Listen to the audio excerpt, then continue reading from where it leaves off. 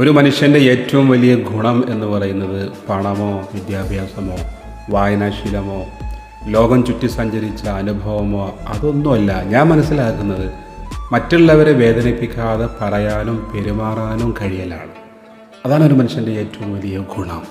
സാഹചര്യം നോക്കി സന്ദർഭം നോക്കി സംസാരിക്കാനാണ് നമുക്ക് സാധിക്കേണ്ടത്.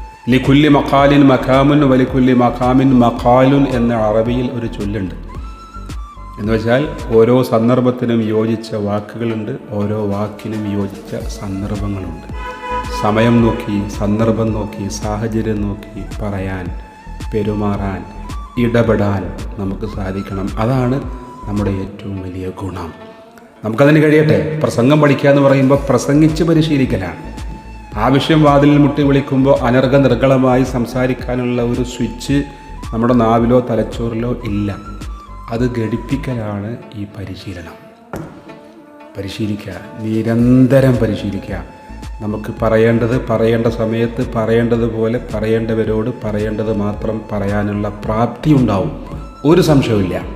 നേര് പറയാനും നേരെ നോക്കി പറയാനും നേരെ നോക്കി പറയാനും നമുക്കെല്ലാവർക്കും സാധിക്കട്ടെ. ബ്രൈറ്റ് അക്കാദമിയിലേക്ക് എല്ലാവർക്കും